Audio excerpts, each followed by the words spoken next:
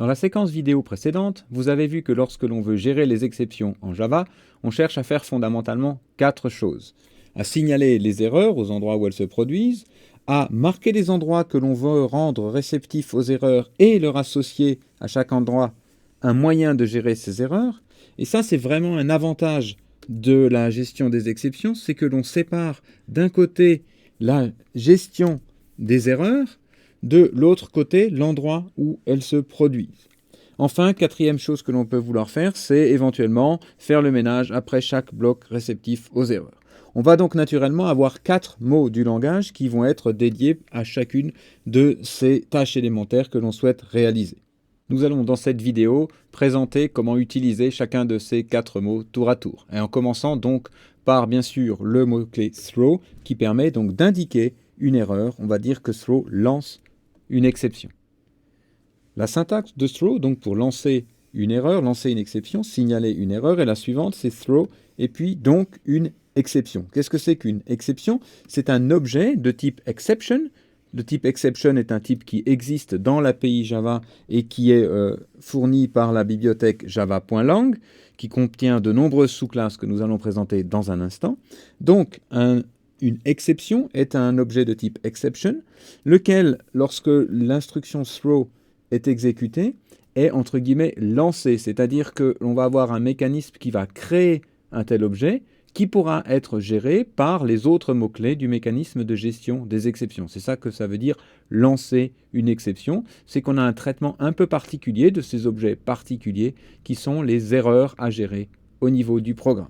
Donc par exemple, on pourrait tout à fait avoir une ligne comme ceci, throw new exception, donc on crée ici une nouvelle exception, et puis par exemple en appelant son constructeur qui prend comme paramètre une chaîne de caractères qui indique un message d'erreur, donc ici, quelle erreur? Message donc par exemple ici associé à cette nouvelle instance de la classe exception. Donc qu'est-ce que ça veut dire concrètement lancer une exception? Ça veut dire que l'instruction throw va quitter le cours normal d'exécution du programme et va sauter soit au prochain bloc catch directement lié à un bloc try. On verra try et catch dans un instant, mais pour l'instant, ce qu'il faut retenir, c'est que ça va donc sauter à un autre endroit du programme. Soit, s'il n'y a pas un tel bloc try catch, va alors à ce moment-là quitter complètement le programme en terminant donc par ce qu'on appelle une exception. Throw lance donc une instance de la classe exception. Cette classe exception est elle-même une sous-classe de la classe throwable qui hérite elle-même d'object. Exception n'est pas la seule sous-classe de throwable qui possède une multitude donc de sous-classes dont le but est d'indiquer différents types d'erreurs ou d'exceptions possibles. Nous avons par exemple la sous-classe error, laquelle possède elle-même 12 sous-classes directes et qui sert par exemple donc à indiquer des erreurs mémoire. La classe error sert à indiquer des erreurs fatales qui ne sont pas censées être utilisées, traitées par le programmeur avec un bloc try-catch.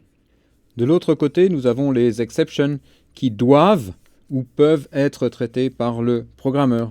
La classe exception a 75 sous-classes directes, parmi lesquelles nous avons donc 74 ce qu'on appelle checked exceptions,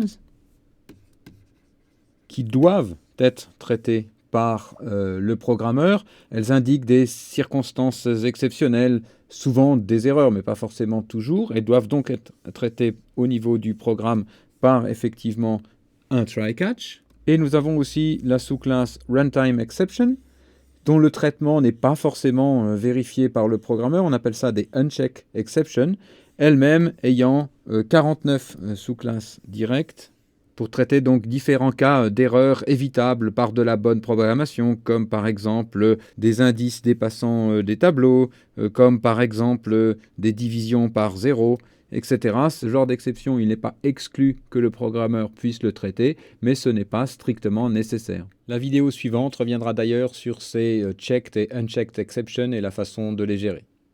Au niveau le plus général, tout en haut de la hiérarchie, la classe throwable offre 2 constructeurs, un constructeur par défaut et un constructeur avec possibilité donc d'indiquer un message d'erreur sous la forme d'une string. Et parmi d'autres, elle offre deux méthodes intéressantes. Une méthode getMessage qui permet donc de récupérer le message d'erreur initialisé à l'aide de ce constructeur. Et puis une méthode printStackTrace qui permet donc d'afficher sur le terminal la pile d'appels, c'est-à-dire le chemin d'appel qui a conduit à l'erreur. Voilà donc pour l'instruction throw. Passons maintenant à l'instruction try. Nous avons vu que l'instruction throw, si elle n'était pas attrapée, c'est-à-dire pas gérée par un try-catch, terminait le programme. Et donc on va vouloir, dans beaucoup de cas, en particulier pour les checked exceptions, on va vouloir les traiter par un bloc sensible à la gestion des exceptions. C'est exactement ce à quoi sert try. Try sert donc à rendre des portions de code sensibles à la gestion des exceptions.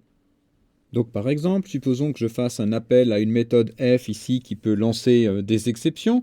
Soit la méthode peut lancer des exceptions directement, soit elle peut appeler des méthodes elles-mêmes qui appellent des méthodes, qui appellent des méthodes, qui lancent des exceptions. Donc peu importe à quelle profondeur d'appel dans cet appel à la méthode f on a un throw, mais quelque part là en dessous de cet appel, on va avoir un throw.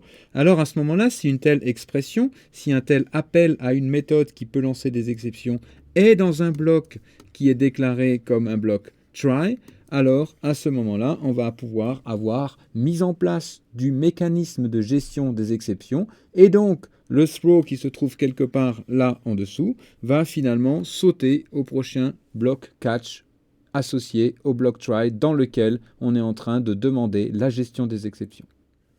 Catch, donc, est justement ce mot-clé qui sert à introduire l'ensemble des instructions que l'on voudra exécuter pour pouvoir gérer les exceptions.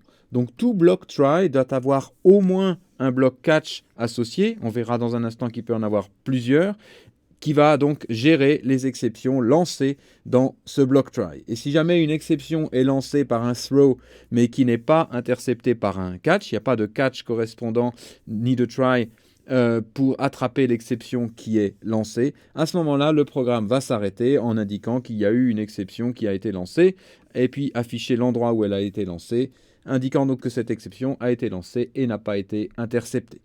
La syntaxe du bloc catch est donc de commencer par le mot catch et puis ensuite de faire suivre ici comme un en-tête de méthode, donc entre parenthèses ici le type et puis le nom de l'équivalent d'un paramètre. On n'aura qu'un seul paramètre entre guillemets donc pour cette entre guillemets en-tête de catch, et puis derrière donc ici le bloc avec les instructions que l'on veut faire exécuter pour toutes les exceptions du type que l'on aura précisé. Le mieux, c'est de donner donc un exemple. On a ici donc un bloc d'instructions qu'on veut rendre sensible à la gestion des exceptions avec le try, et juste derrière, donc ici, on aura catch pour attraper ici donc des exceptions de type arithmetic exception, et un autre bloc catch qui se rapporte aussi à ce bloc try pour rattraper par exemple des exceptions très générales de type exception. Donc ici, par exemple, dans ce bloc, on pourrait avoir une variable âge, et puis si l'âge est trop élevé, à ce moment-là, on va lancer une exception très générale, et puis si l'âge donc était inférieur à 150, on continuerait l'exécution.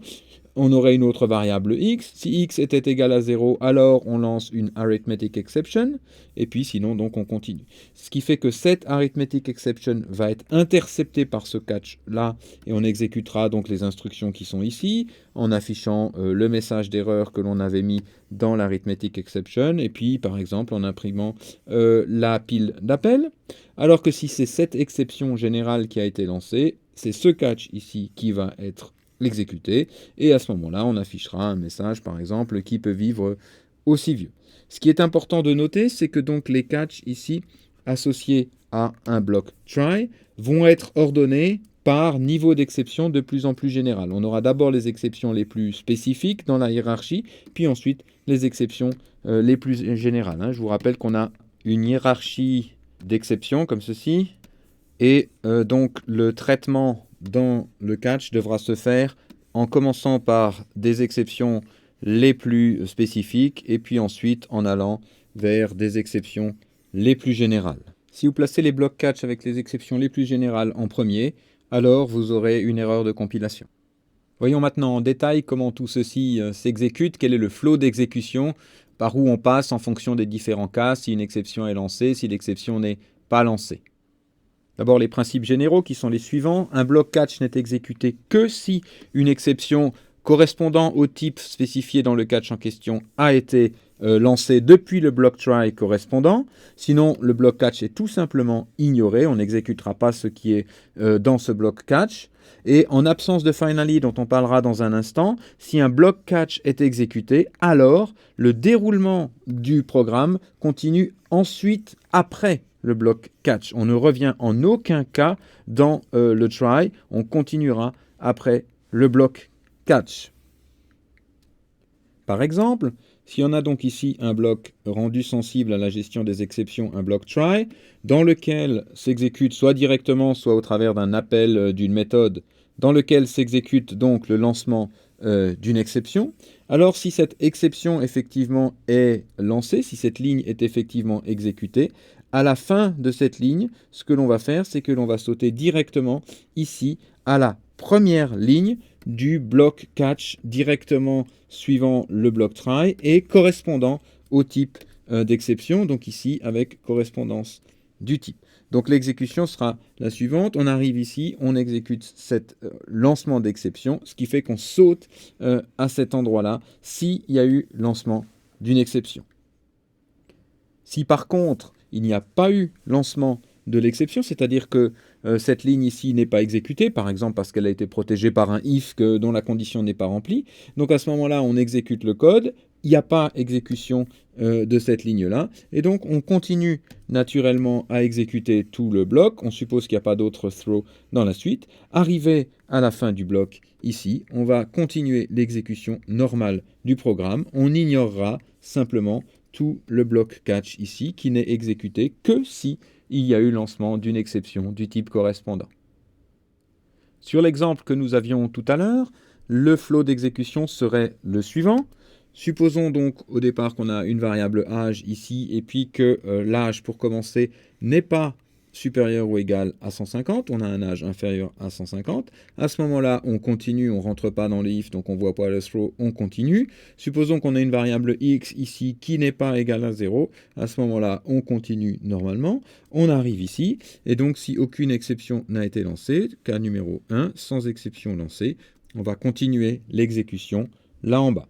Ça, c'est donc ce qui se passe si l'âge est inférieur à 150 et x est différent de 0. Voyons maintenant ce qui se passe si, par exemple, on a toujours l'âge inférieur à 150, mais que x vaut 0. À ce moment-là, ce qui va se passer, c'est que donc l'âge étant inférieur à 150, on ne rentre pas dans le if, on continue. Ici, x valant 0, alors cette condition est vérifiée. On exécute ce throw, ce qui fait qu'à partir de là, on va se brancher sur ce qui a été lancé comme exception, c'est-à-dire ici qu'on a lancé une arithmetic exception. Donc on va se brancher sur le bloc qui attrape les arithmetic exceptions. Et donc à partir d'ici, on va continuer l'exécution ici en affichant donc le message associé et en affichant la trace d'appel. Une fois que l'on aura fait tout ceci, à ce moment-là, on continuera l'exécution normalement après tous les blocs catch associés au try concerné. Troisième et dernier cas, si l'âge est supérieur ou égal à 150, ce qui se passe alors à ce moment-là, c'est qu'on va arriver dans ce if dont la condition est vraie, et donc on va exécuter ce lancement d'exception. Ici, on a donc lancement d'un type exception, ce qui fait que l'on va, à partir d'ici, se brancher sur le catch qui récupère des exceptions, et donc cette exécution va continuer ici par exécuter l'affichage de qui peut vivre si vieux. Et puis ensuite, comme toujours, on continuera l'exécution par la suite normale du programme.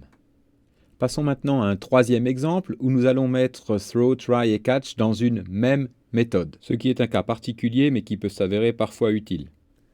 Nous avons donc ici une méthode lire entier dont le but va être justement de lire un entier qui retourne donc cet entier lu et qui prend comme paramètre un nombre maximum d'essais et dont l'entête doit être prolongée par cette syntaxe throws exception qui vous sera expliquée un petit peu plus tard. Nous avons donc ici tout le corps de cette méthode dans laquelle on voit que nous avons ici un bloc try. Try sur la lecture d'un entier ici au clavier. Donc on va ici vouloir lire un entier, et ce que l'on va faire, c'est que l'on va intercepter ici les throws possiblement lancés par cette lecture d'un entier au cas où la lecture échoue. C'est typiquement le cas si l'utilisateur, au lieu d'entrer un entier, entre par exemple une chaîne de caractères. Dans ce cas, cette lecture lance une exception de type Input Mismatch Exception, laquelle est définie dans la bibliothèque java.util. Et donc, si la lecture ici échoue, on va avoir lancement d'une exception de ce type-là, et donc branchement au niveau du catch, puisqu'on avait mis ça dans un bloc try, qui va nous permettre donc par exemple d'afficher un message qu'il faut rentrer un nombre entier. Puis avec cette instruction, on supprime dans le flot d'entrée les caractères laissés par la mauvaise saisie précédente. Et enfin, nous augmentons le nombre d'essais. Le programme va donc se dérouler de la façon suivante. Au départ, on aura un nombre d'essais qui vaut 1. On aura une boucle ici tant que le nombre d'essais est inférieur ou égal à max essai que l'on a reçu comme paramètre. On demande un entier. On essaye de lire un entier et chaque fois que cette lecture échoue, on se branchera sur le bloc catch qui attrape l'exception correspondante. Et on arrive donc ici à la fin du bloc catch si on a eu un échec de lecture, qui fait qu'il continue l'exécution. Donc on continue tant que ici le nombre d'essais n'a pas atteint le nombre maximum d'essais. Dans le cas où la lecture réussit, on n'a pas de lancement d'exception, on a donc continuation de l'exécution normale, et ici on retourne la valeur lue, et donc on quitte le programme à ce niveau-là. Enfin, si l'on fait tellement d'erreurs que l'on dépasse le nombre maximum d'essais, ce qui va se passer, c'est le déroulement suivant. Donc on va avoir ici encore une erreur qui va lancer l'exception qui va être interceptée par ce catch ici. On va incrémenter le nombre d'essais. À la fin du catch, on continue l'exécution normale, mais cette fois-ci, le nombre d'essais va être strictement plus grand que le nombre max essai, et donc on sortira de la boucle while, et on continuera l'exécution en lançant cette fois-ci une nouvelle exception, laquelle exception sera donc passée plus haut à d'autres méthodes qui auront appelé lire entier et qui pourront possiblement attraper cette exception et la gérer. Terminons enfin par quelques remarques. La première, c'est que depuis Java 7, on a ce qu'on appelle le multi-catch. Donc, on a le droit d'écrire comme ça, catch, exception 1 ou exception 2, etc. Et puis enfin, quelque chose que je vous ai déjà dit, quand on a plusieurs blocs catch, il faut absolument toujours les spécifier du plus spécifique, de l'exception qui est la plus basse dans la hiérarchie des exceptions, à la plus générale, c'est-à-dire les exceptions les plus hautes dans la relation d'héritage des exceptions. Terminons enfin cette vidéo sur la syntaxe Java de la gestion des exceptions par ce point numéro 4 où l'on ferait donc éventuellement le ménage après un bloc catch avec le mot-clé donc finally qui indique de façon optionnelle ce qu'il faudrait faire après un bloc réceptif aux exceptions. Ce mot-clé finally contrôle donc un bloc qui est optionnel et qui suit les blocs catch associés à un try et qui contient donc du code qui est destiné à être exécuté que l'on ait lancé l'exception ou pas. Donc typiquement, le but de ce bloc est de faire le ménage, par exemple fermer les fichiers, fermer des connexions, etc. En cas de lancement d'exception, garantir que ce ménage est bien fait. Prenons un exemple. Nous avons ici un petit programme que nous allons pouvoir appeler de différentes façons. C'est la première fois que nous utilisons ici les arguments passés à main. Donc ça nous permet de pouvoir, par exemple, depuis donc l'exécution de ce programme inverse, de passer des différents arguments ou éventuellement de ne pas passer des arguments. La façon dont c'est fait, c'est simplement de passer ici un tableau de string qui sont donc les arguments lors de l'appel de ce programme que l'on va appeler inverse. Donc ce que l'on a, c'est ici un bloc try qui va essayer donc de lire les différents arguments. Ici, args, c'est donc un tableau de chaîne. Args de 0, c'est donc le premier élément de ce tableau de chaîne. Ça sera donc le premier argument passé au programme lorsqu'on l'exécutera, comme je vous l'ai indiqué précédemment. Donc, on essaye de ici lire un entier dans ce premier argument. Ensuite, on fait une division par b. Puis, l'on affiche que 100 fois l'inverse, c'est justement ce nombre c que l'on vient de calculer. Si le premier argument que l'on reçoit n'est pas un entier, cette expression ici va lancer une exception de type number format exception et donc fera qu'on va se brancher ici sur le bloc catch sensible à ce type d'exception et on indiquera par exemple qu'il faut un nombre entier. Si par contre on réussit donc ici à lire un nombre entier dans le premier argument, alors on passe ici, on fait ce calcul, où là on a un risque de division par 0. Si b vaut 0, cette division va effectivement lancer une arithmetic exception, qui fait donc qu'on va se brancher sur ce bloc sensible aux exceptions de type arithmetic exception. Et donc si on a une division par 0, ici on affichera que l'on part vers l'infini. Enfin, donc, quoi qu'il advienne, que l'on ait une exception ici, que l'on ait une exception ici, ou que l'on ait rien du tout dans ce bloc sensible à la gestion des exceptions, on exécutera ce passage obligé, on exécutera ce bloc, donc finally, lié à ce bloc try. Voyons tout ceci donc en détail sur différents types d'appels de ce programme. Si par exemple on appelle notre programme avec un argument 4.1 qui est de type double, à ce moment-là, donc ici, on n'a pas réussi à lire un entier. On se branche ici, on exécute, il faut un nombre entier. Comme on a terminé le bloc catch, on passe au bloc finally. Ici, on écrit passage obligé, et puis donc on termine le programme. Si par contre on a passé un entier mais c'est 0, à ce moment-là ce qui va se passer c'est qu'on a réussi à lire un nombre entier, donc on continue. Ici on fait la division par 0, ce qui fait que l'on a une arithmetic exception qui est lancée et interceptée par ce bloc catch, donc on affiche que l'on part vers l'infini, puis l'on continue donc comme toujours par le bloc finally qui indique que l'on a donc un passage obligé. Troisième cas, si l'on appelle donc notre programme en passant un argument ici qui est un entier non nul, à ce moment-là, on a bien réussi à lire un entier. On continue, on a fait la division sans aucun souci. Donc on peut afficher que 100 fois son inverse, c'est à ce moment-là 25. Et dans ce cas-là, on termine aussi quand même en passant par le finally qui est exécuté de toute façon puisqu'on est dans un block try. Donc ici, à la fin d'exécution de ce block try, on va se lancer ici dans l'exécution du bloc finally et afficher donc que l'on a un passage obligé. Pour terminer, dernier exemple, on passe aucun argument.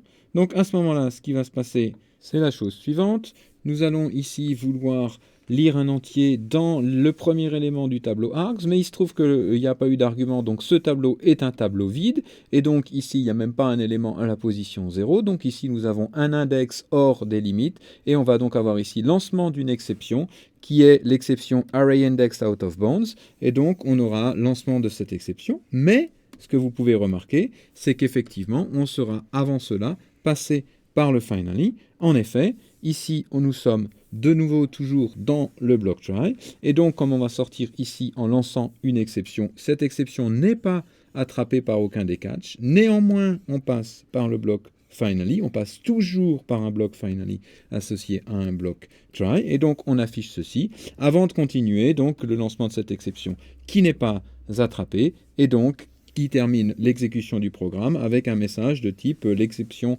n'a pas été attrapée, et donc avec ensuite la pile des appels à l'endroit où cette exception a été lancée. Vous voyez donc que quel que soit le schéma d'exécution du bloc try correspondant, nous passons par le finally. Donc en l'occurrence ici effectivement un tel finally n'est pas très utile, mais si jamais nous avions eu des allocations de ressources, ouverture de fichiers dans ce block try, nous garantissons en fermant ces ressources, par exemple en libérant ces ressources dans le bloc finally, nous garantissons que quel que soit le chemin d'exécution de ce block try, le bloc finally libérera donc bien les ressources. C'est à ça que sert typiquement donc un bloc finally. Voilà, ceci conclut donc cette séquence sur la syntaxe des exceptions en Java.